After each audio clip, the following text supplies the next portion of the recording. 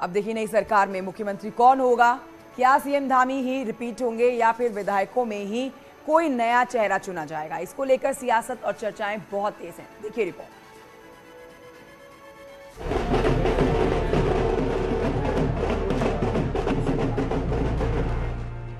BJP को विधानसभा चुनाव में 2/3 बहुमत तो मिला, लेकिन मुख्यमंत्री पुष्कर धामी चुनाव हार गए। लिहाजा अगला मुख्यमंत्री कौन होगा, इसको लेकर बीजेपी में चर्चाएं भी सियासत भी दोनों तेज हो गई हैं। पूर्व सीएम विजय बहुगुणा, रमेश पोखरियाल निशंक, केंद्रीय राज्य मंत्री अजय भट्ट, कैबिनेट मंत्री सतपाल महाराज, धन सिंह रावत के नाम पर दिन भर चर्चाओं का बाजार गर्म रहा। हालांकि कई विधायक इस बात को खुलकर कह रहे हैं कि जिस युवा चेहरे के नेतृत्व में पार्टी ने सभी मिथकों को तोड़ते हुए एक बार फिर सत्ता में वापसी की, उन्हें दोबारा मौका दिया जाना चाहिए। धामी के लिए बकायदा 3 विधायक सीट छोड़ने की पेशकश कर चुके हैं और इनका बहुत बड़ा योगदान है लोगों को जिताने में। यही कारण है कि वो अपनी कॉन्स्टिट्यूंसी में टाइम नहीं दे पाए और कुछ वहाँ पर ट्राइबल जो वोट है जाति को सुन ऐसा था कि वो जो बसपा को उठता था वो कांग्रेस को डाइवर्ट हो गया और पुष्कर जी पीछे रह गए। तो हमारा ये मानना है कि जो उन्होंने एक संदेश दिया है 6 महीने के अंदर जनता को, तो एक मौका मिलना चाहिए। बाकी जो हाईकमान का निर्णय होगा वो मान्य होगा।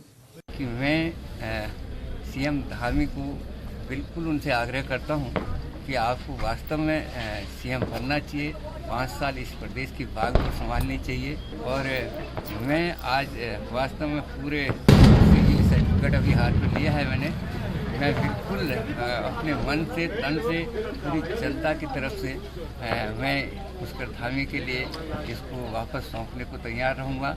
और मेरी चाहत है कि एक बार फिर से पुष्कर धामी के हाथ में बागडोर आनी चाहिए। सीएम की कुर्सी खाली हुई तो दावेदारों की भी फौज आ गई। डोईवाला से चुनाव जीते बृजभूषण गैरोला भी त्रिवेंद्र रावत के पक्ष में सीट छोड़ने का दावा कर रहे हैं। हालांकि त्रिवेंद्र रावत का कहना है कि मुझे सीएम ही बनना होता तो मैं चुनाव लड़ने से इनकार क्यों करता। तो वहीं पूर्व सीएम रमेश पोखरियाल निशंक का कहना है कि मैं कभी किसी दौड़ में शामिल ही नहीं रहता, लेकिन अगर एक कार्यकर्ता के नाते पार्टी ने जब जिस मोर्चे पर लगाया मैंने हमेशा उसका रिजल्ट दिया। कि निशंक जी कभी इन दौड़ों में नहीं रहते हैं। हाँ, मेरी पार्टी मुझको जिस मोर्चे पर खड़ा करती है, मेरा काम एक कार्यकर्ता के नाते उनको रिजल्ट देना है और मैंने हमेशा उस रिजल्ट को दिया है। त्रिवेंद्र रावत को अगर दोबारा जिम्मेदारी लेनी हो तो त्रिवेंद्र रावत चुनाव लड़ते। त्रिवेंद्र रावत ने जब चुनाव लड़ने से ही इनकार कर दिया तो दोबारा मुख्यमंत्री का सवाल कहां से हो गया। बीजेपी ने केंद्रीय ऑब्जर्वर भी नियुक्त कर दिए हैं। शनिवार को केंद्रीय ऑब्जर्वर देहरादून पहुंचने के बाद रविवार तक बीजेपी विधानमंडल दल की मीटिंग बुलाई जा सकती है और मीटिंग में एक नाम पर सहमति और फिर केंद्र की हरी झंडी मिलते ही मुख्यमंत्री पद पर बने सस्पेंस से पर्दा उठ जाएगा। देहरादून से न्यूज 18 के लिए सुनील नवप्रभात की रिपोर्ट। तो देखिए मुख्यमंत्री पुष्कर सिंह धामी ने कल अपने पद से इस्तीफा दे दिया। आगे क्या होगा इस पर तो मुख्यमंत्री ने कुछ नहीं कहा, लेकिन उत्तराखंड की सियासत फिर से नए मोड़ पर खड़ी है, जहां मुख्यमंत्री को लेकर फिर से दौड़ है। तो वहीं पिछली बातें भी अब सामने आने लगी हैं।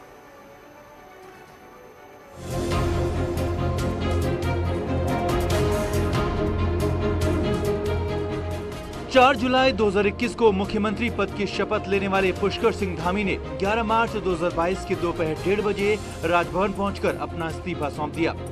राज्यपाल गुरमीत सिंह को इस्तीफा देने के लिए उनके साथ कैबिनेट मंत्री गणेश जोशी, अरविंद पांडे और सतपाल महाराज भी पहुंचे और फिर 15 मिनट बाद इस्तीफा सौंपकर 1:45 बजे पुष्कर धामी राजभवन से बाहर निकले।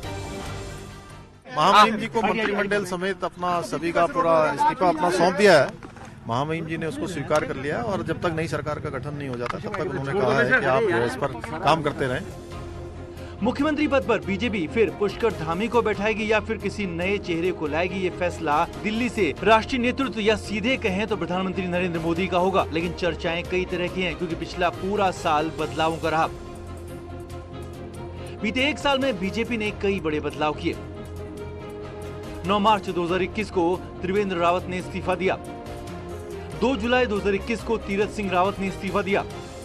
अब 11 मार्च 2022 को पुष्कर सिंह धामी ने इस्तीफा दिया। अब खास बात ये भी रही कि पुष्कर धामी ने जहां जनता की नाराजगी को कम किया, वहीं 47 सीटों का रिजल्ट भी दिया। इसीलिए भविष्य में क्या होगा ये तो वक्त बताएगा, लेकिन अब तक जो किया उसके लिए धामी ने पीएम मोदी से लेकर जनता का शुक्रिया अदा किया। मैं अपने देश के यशस्वी प्रधानमंत्री आदरणीय नरेंद्र मोदी जी का, हमारे राष्ट्रीय अध्यक्ष आदरणीय नड्डा जी का, हमारे गृह मंत्री जी का और केंद्रीय नेतृत्व का, सबका मैं धन्यवाद करना चाहता हूं कि उन्होंने मेरे जैसे सामान्य कार्यकर्ता को यहां उत्तराखंड राज्य के मुख्य सेवक का दायित्व सौंपा था। मुझे खुशी है कि उत्तराखंड की जनता ने हमको 2/3 बहुमत दिया है और मैंने कभी भी कोई पद के बारे में या किसी दावेदारी के बारे में कभी मैंने सोचा भी नहीं है। मेरी पार्टी ने जो मुझे काम दिया था, मुझे यहाँ तक का काम दिया था, मुझे खुशी है कि उत्तराखंड की देवतुल्य जनता ने हमें अपना आशीर्वाद दिया है और 2/3 बहुमत दिया है। बीते एक साल में 57 विधायकों की सरकार में 2 मुख्यमंत्रियों के इस्तीफे सबसे ज्यादा सुर्खियों में रहे, लेकिन सीएम धामी का इस्तीफा बीजेपी की प्रचंड जीत और खुद की हार के बाद हुआ। ऐसे में इस्तीफे और शपथ के बीच की सियासत पर अब सबकी नजरें टिकी हैं। दीपांकर भट्ट, न्यूज़ 18 देहरादून। और आइए आगे बढ़ते हैं इस वक्त की बड़ी खबर के साथ। बीजेपी की विधानमंडल दल की बैठक